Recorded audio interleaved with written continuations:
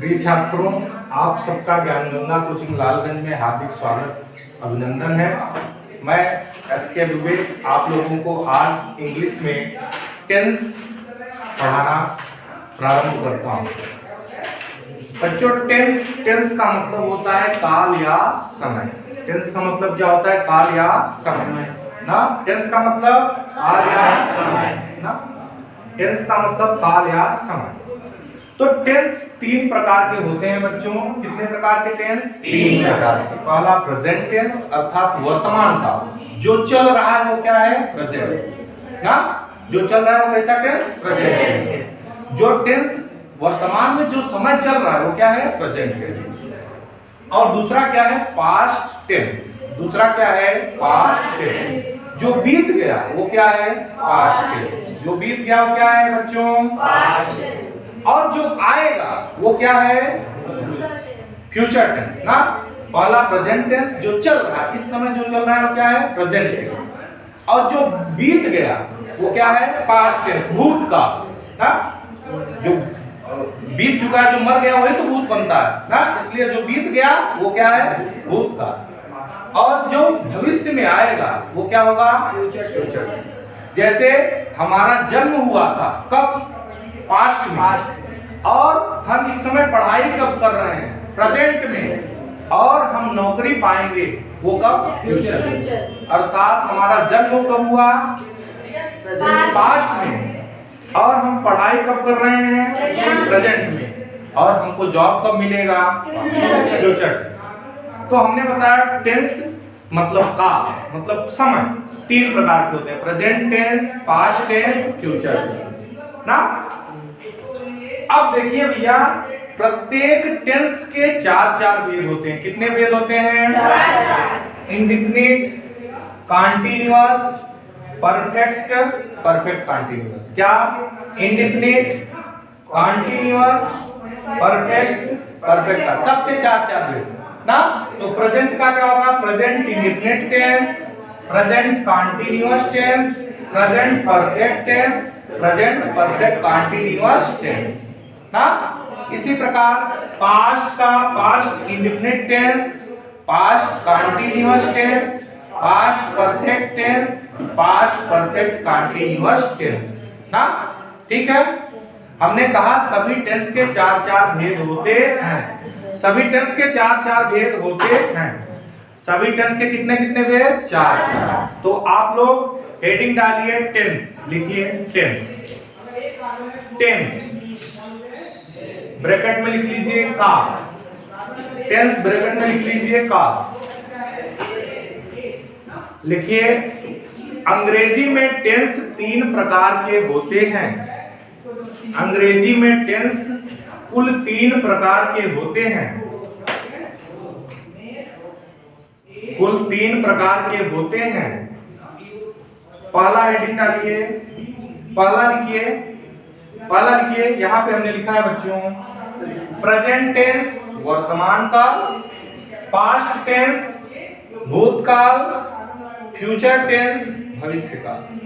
Present tense वर्तमान काल, past tense भूतकाल, फ्यूचर टेंस भविष्य काल ना। हमने कहा टेंस तीन प्रकार के, प्रेजेंट टेंस वर्तमान काल, पास्ट टेंस भूतकाल, फ्यूचर टेंस भविष्य काल ना। फिर हमने कहा, फिर क्या लिखेंगे आप? लिखिए टेंस के भेद। टेंस के भेद लिखेंगे प्रत्येक टेंस के, प्रत्येक टेंस के, प्रत्येक टेंस के कुल चार चार भेद होते हैं। प्रत्येक टेंस के कुल चार चार भेद होते हैं। प्रत्येक टेंस के कुल चार चार भेद होते हैं ना। प्रत्येक टेंस के कुल चार चार भेद होते हैं। पहला लिखेंगे इंडेफिनिट टेंस। इंडेफिनिट टेंस अनिश्चित काल, इंडेफिनिट टेंस अनिश्चित काल। दूसरा कॉन्टिन्यूअस टेंस लगातार काल, कॉन्टिन्यूअस टेंस लगातार काल। तीसरा परफेक्ट टेंस पूर्ण काल। परफेक्ट टेंस पूर्ण काल, और चौथा पूर्ण लगातार काल, परफेक्ट कॉन्टिन्यूअस टेंस, पूर्ण लगातार काल, पूर्ण लगातार काल ना। तो यहां तक आप लोगों ने लिख लिया होगा। अब आप डालेंगे, हेडिंग डालेंगे पहला, कौन सा? Present tense. कौन सा?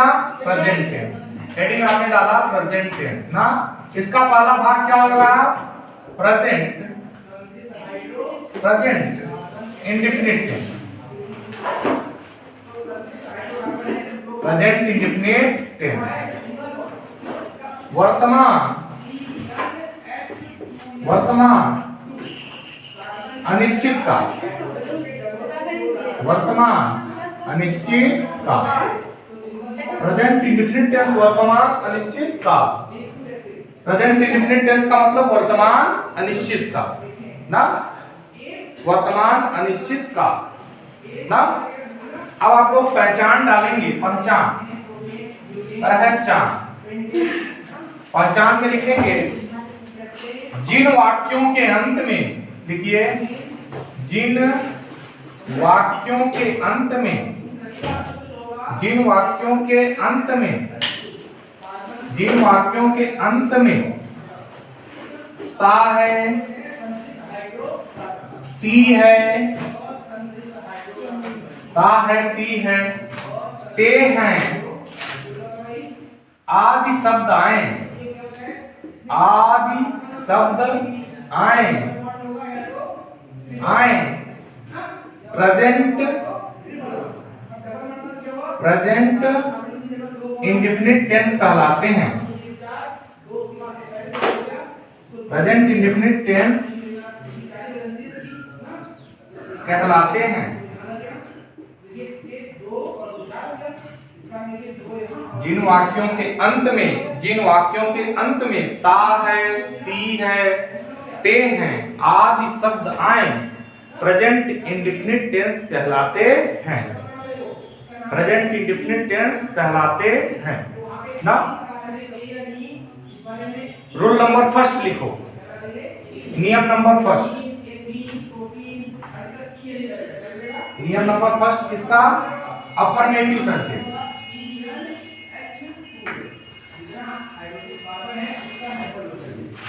अफर्मेटिव सेंटेंस,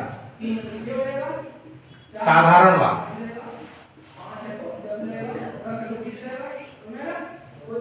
आप प्रेजेंट इंडेफिनिट टेंस के अंतर्गत पहला हेडिंग डालेंगे अफर्मेटिव सेंटेंस ना।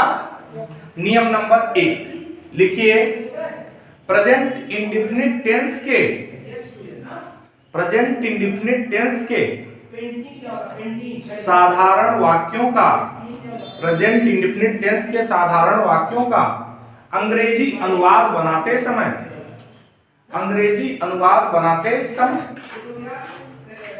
एक वचन कर्ता, एक वचन कर्ता, ब्रैकेट में लिखिए ही, सी, इट तथा कोई नाम, एक वचन कर्ता ब्रैकेट में लिखिए ही, सी, इट तथा किसी नाम के साथ, के साथ क्रिया के फर्स्ट फॉर्म में यस या ईएस, क्रिया के फर्स्ट फॉर्म में यस या ईएस, क्रिया के फर्स्ट फॉर्म में यस या ईएस, ब्रैकेट में लिख लिए V1 प्लस यस या ईएस, ब्रैकेट में लिख लिए V1 प्लस यस या ईएस का प्रयोग, का प्रयोग, का प्रयोग तथा बहुवचन कर्ता के साथ, तथा बहुवचन कर्ता के साथ, तथा बहुवचन कर्ता ब्रैकेट में लिख लो I, we, they, you, I comma we comma they comma you, I comma we comma they comma you के साथ, के साथ, के साथ, के साथ, के साथ वर्ब के फर्स्ट फॉर्म का प्रयोग करते हैं, वर्ब के फर्स्ट फॉर्म का प्रयोग करते हैं, वर्ब के फर्स्ट फॉर्म का प्रयोग करते हैं। तो बच्चों आपसे कोई पूछेगा एक वचन करता क्या है, तो आप लोग क्या बोलोगे? ही सीट तथा कोई नाम। एक वचन करता ही सीट तथा कोई नाम। बहुवचन करता आई वी दे यू। बहुवचन करता एक वचन करता ही सीट तथा कोई नाम। बहुवचन करता आई वी दे यू। एक वचन करता ही सीट तथा कोई नाम। बहुवचन करता आई वी दे यू। तो हमने कहा कि साधारण वाक्यों का प्रेजेंट इंडेफिनिट टेंस के अंग्रेजी अनुवाद बनाते समय एक वचनकर्ता के साथ क्रिया के फर्स्ट फॉर्म में यस या ईएस का प्रयोग तथा बहुवचनकर्ता के साथ वर्ब के फर्स्ट के फॉर्म का प्रयोग करते हैं। अब आप लोग दूसरी हेडिंग डालेंगे निगेटिव सेंटेंस। निगेटिव सेंटेंस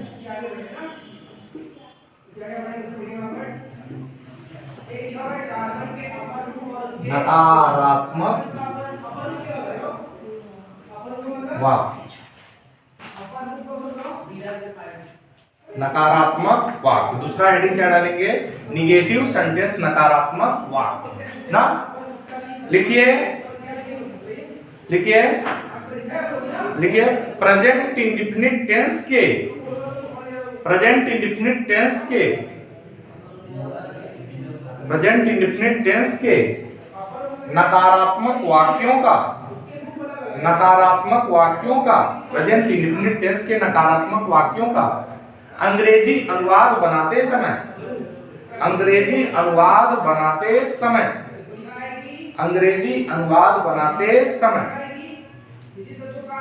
एक वचनकर्ता के साथ डज नॉट का प्रयोग, एक वचनकर्ता के साथ डज नॉट का प्रयोग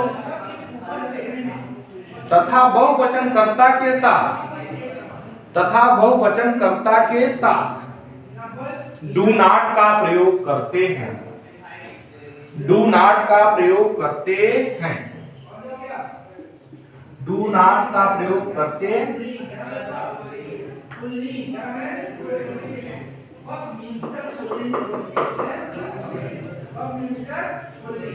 अब अगली हेडिंग डालेंगे interrogative sentence. Rule number 3 interrogative sentence, प्रश्नवाचक वाक्य।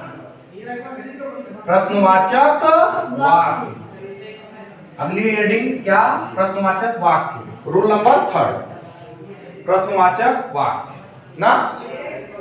प्रश्नवाचक वाक्य। रूल नंबर 3 प्रश्नवाचक वाक्य।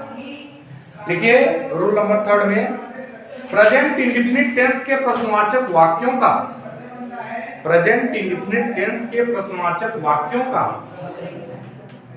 अंग्रेजी अनुवाद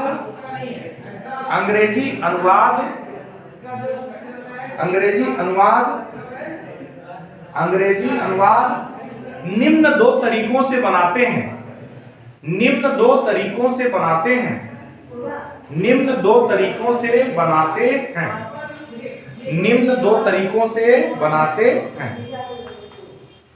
पहला लिखो। पहला तरीका क्या है? निम्न दो तरीकों से बनाते हैं। पहला तरीका क्या लिखेंगे आप लोग?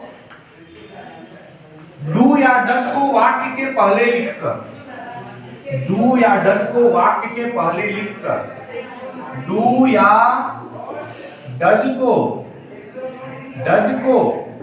वाक्य के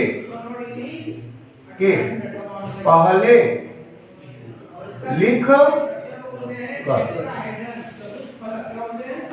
दूसरा क्या?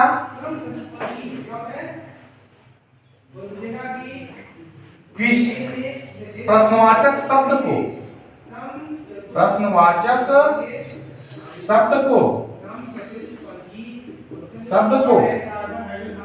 वाक्य के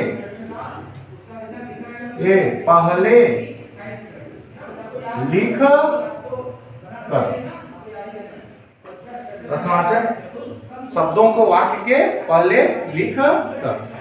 तो पहला लिखो प्रेजेंट इंडेफिनिट टेंस के प्रश्नवाचक वाक्यों का प्रेजेंट इंडेफिनिट टेंस के प्रश्नवाचक वाक्यों का प्रेजेंट इंडेफिनिट टेंस के प्रश्नवाचक वाक्यों का प्रेजेंट इंडेफिनिट टेंस के प्रश्नवाचक वाक्यों का अंग्रेजी अनुवाद बनाते समय अंग्रेजी अनुवाद बनाते समय डू या डज को वाक्य के पहले लिख देते हैं। डू या डज को वाक्य के पहले लिख देते हैं। डू या डज को वाक्य के पहले लिख देते हैं। सेकंड नियम लिखिए। सेकंड नियम लिखिए। सेकंड नियम लिखिए। यदि प्रेजेंट इंडेफिनिट टेंस के प्रश्नवाचक वाक्यों में यदि प्रेजेंट इंडेफिनिट टेंस के प्रश्नवाचक वाक्यों में कोई प्रश्नवाचक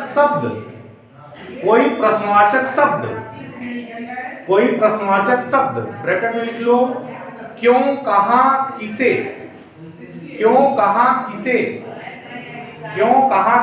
आदि आए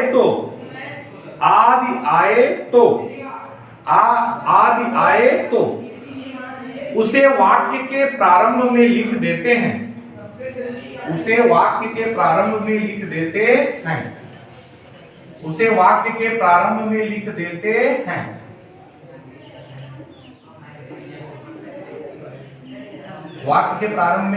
हैं। अब अगला नोट आप लोग डालेंगे। नोट प्रश्नवाचक वाक्यों के अंत में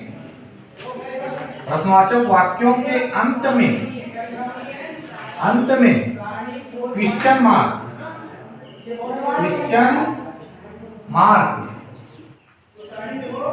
लगाना आवश्यक होता है। प्रश्नवाचक वाक्यों के अंत में क्वेश्चन मार्क लगाना आवश्यक होता है। ये चिन्ह ना इसको लगाना आवश्यक होता है, अन्यथा वाक्य गलत माना जाता है ना। ठीक है, अब हमने ये आपको बता दिया सारे नियम।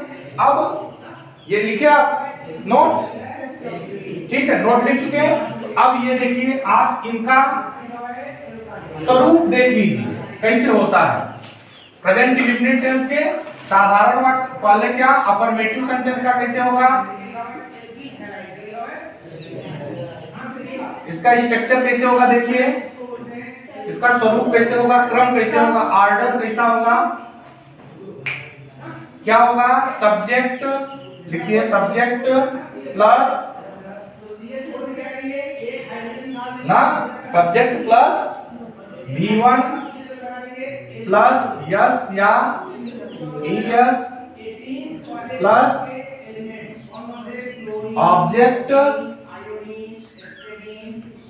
ऑब्जेक्ट प्लस ETC, यही ना ये, या फिर subject plus V1 plus object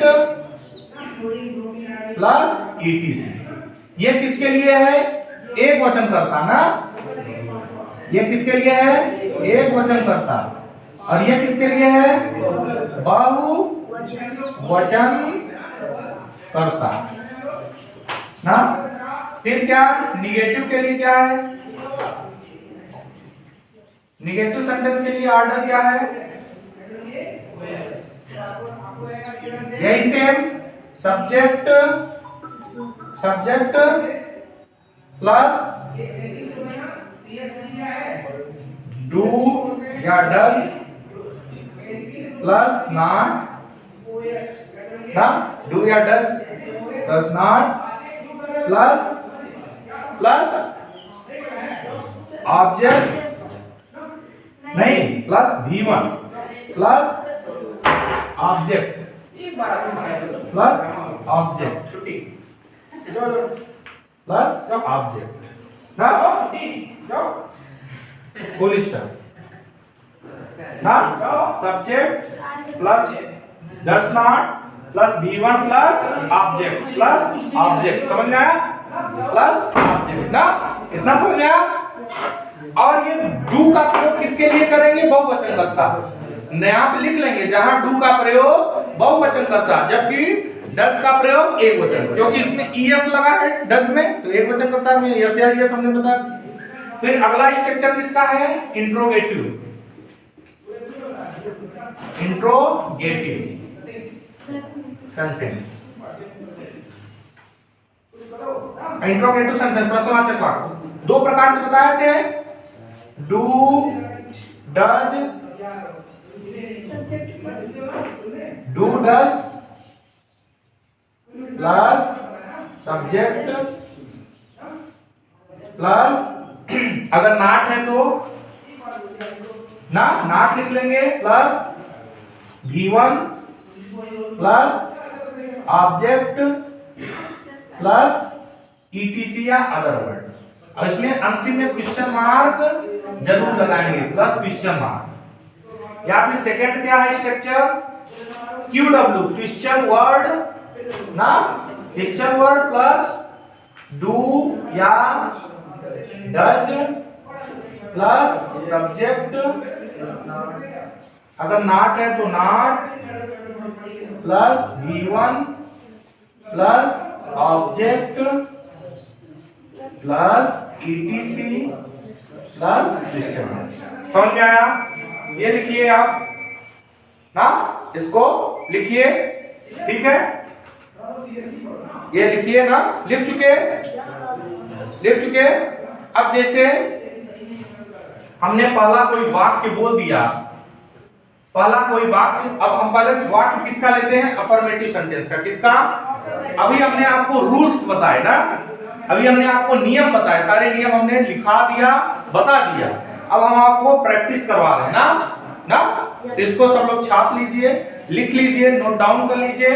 उसके बाद हम आपको एग्जांपल्स बता रहे हैं ना, एग्जांपल्स बता रहे हैं। तो अफर्मेटिव सेंटेंस का देखिए, जैसे वह जाता है, वह जाता है ना, तो वह जाता है, हमने कहा जिन वाक्यों के अंदर ता है आया, वह जाता है आया ना, तो वह की अंग्रेजी ही, हमने कहा साधारण वाक्यों का अंग्रेजी अनुवाद बनाते समय एक वचनकर्ता के साथ फर्स्ट फॉर्म में यस या यस, तो काहे माने जाना, he goes, और कहां जाता है पता ही नहीं है, इसलिए he goes बस। समझ में आया ना?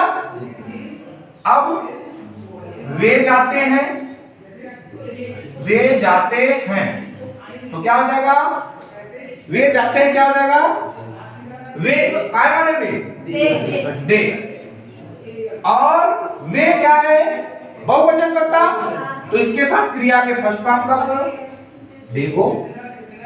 समझ में आया? अब अगला क्या है, मान लीजिए कोई वाक्य है ना, राम विद्यालय जाता है, तो क्या हो जाएगा इसका अंग्रेजी अनुवाद, राम एक वचन करता कि बहुवचन, इस का कोई नाम तो नाम है, तो राम क्रिया का फर्स्ट फॉर्म में यस है, goes to, Ram goes to school ना, यही प्रतिदिन होता तो डेली हो जाता इसमें ना। समझ में आया? अफर्मेटिव सेंटेंस का समझ में आया? एग्जांपल, फिर अगला एग्जांपल, जैसे अगला एग्जांपल हमने क्या लिखा, वे खाना प्रतिदिन खाते हैं, तो दे क्या है, वो वे की अंग्रेजी दे बहुवचन करता ना, दे ईट फूड, और ये एवरीडे, समझ में आया? लिख चुके। अब हम आप लोगों को निगेटिव वाक्यों का बताते हैं ना। अब हेडिंग क्या है, निगेटिव वाक्य ना, निगेटिव का एग्जांपल, निगेटिव ना, राम विद्यालय नहीं जाता है, नहीं जाता है, तो पहचान हमने किया, इसके अंत में ता है आया, तो क्या हो जाएगा, राम इंडेफिनिट टेंस हुआ, इंडेफिनिट टेंस में हमने क्या कहा था, डज नॉट का प्रयोग एक वचन करता है साथ, तो Ram does not go to school. समझ में आया आप लोगों को? फिर अगला क्या एग्जांपल, वे खाना नहीं पकाते हैं। तो क्या हो जाएगा, दे डू, बहुवचन करता है डू नॉट का प्रयोग, do not cook the food. समझ में आया? दे do not cook the food. समझ में आया बच्चों? अच्छे से इसी प्रकार हम बनाते जाएंगे ना। फिर जैसे लिख लो आप लोग, वह नहीं खाता है तो ही डज नॉट ईट ना। सीता विद्यालय नहीं जाती है, Sita does not go to school. वे पढ़ने नहीं जाते हैं तो they do not go to study, पढ़ने ना। ठीक है, अब अगला क्या है, अगला इंट्रोगेटिव सेंटेंस ना, इंट्रोगेटिव। अब इसका एग्जांपल क्या, क्या राम विद्यालय जाता है? क्या राम विद्यालय जाता है? तो क्या हो जाएगा, डस। राम एक वचन करता है डस, हमने कहा था डू या डस को पहले कर देते हैं। डस राम गो टू, यहां अंत में क्वेश्चन मार्क लगाओगे, डस राम गो टू स्कूल। समझ में आया? डस राम गो टू स्कूल। क्या वह अपनी, क्या वे लिखिए, क्या वे अपनी पुस्तक नहीं पढ़ते हैं? समझ में आया? तो यहाँ पे क्वेश्चन मार्क, तो क्या आ जाएगा, डू, उसके बाद दे, डू दे नॉट ना रीड देयर बुक। अंतिम में क्वेश्चन मार्क। अंतिम एग्जांपल, जब अब ये वाला एग्जांपल, जब कोई क्वेश्चन वर्ड आए ना, राम विद्यालय क्यों नहीं जाता है? क्यों नहीं जाता है? तो यहां पे क्या आ गया, क्यों, कोई क्वेश्चन वर्ड आ गया। हमने कहा क्वेश्चन वर्ड वाला जब आएगा, क्वेश्चन वर्ड को वाक्य के पहले तो काय माने क्यों, वाई, उसके बाद does, why does Ram not go to school, go to school. समझ में आया बच्चों? अगला एग्जांपल देखिए,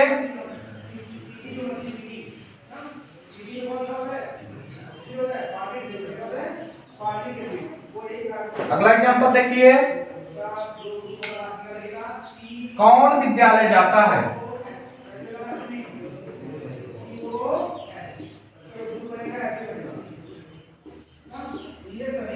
तो कौन जहां पे आ जाएगा वहां पे कौन की अंग्रेजी, हु, उसके बाद goes to school, who goes to school.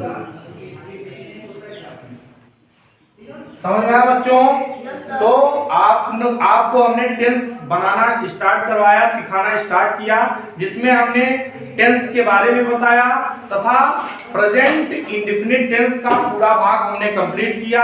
अब हम अगली क्लास में आप लोगों को प्रेजेंट कंटीन्यूअस का करेंगे। ऐसे ही प्लेलिस्ट में इंडेफिनिट हुआ, कंटीन्यूअस, फिर प्रेजेंट का परफेक्ट, प्रेजेंट परफेक्ट कंटीन्यूअस, इस तरह पास्ट का चलेगा, फ्यूचर का। आप सभी का ज्ञान गंगा कोचिंग निरंतर ऐसे ही शिक्षा के स्तर को आपको आगे बढ़ाने का प्रयास करेगा। और आप लोग को एक मेरा सुझाव है कि आप लोग कड़ी मेहनत कीजिए, क्योंकि आपने देखा होगा जो जितने ज्यादा चोट सहता है उतने ही आगे जाता है। आपने देखा होगा पत्थर की जो मूर्तियां बनाते हैं मूर्तिकार, तो जो पत्थर की चोट को सह लेता है, उनके हथौड़े की चोट को सब सह लेता है, वो उस मूर्ति का रूप लेकर के देवता के रूप में मंदिरों में पूजा जाता है। लेकिन जो पत्थर टूट जाता है वो क्या करता है, उसे फेंक दिया जाता है। इसलिए सोना को जब सोना डायरेक्टली सोना नहीं होता, उसको जब आभूषण बनाया जाता है तो उसको बहुत हाई टेम्परेचर पे गर्म किया जाता है, तब वो जाकर के सोना सोना कहलाता है। इसलिए जो जितना तपोगे उतना आगे जाओगे। तो ज्ञान गंगा कोचिंग आपके उज्जवल भविष्य की कामना करती है। धन्यवाद। इसी प्रकार अगला वीडियो भी आएगा।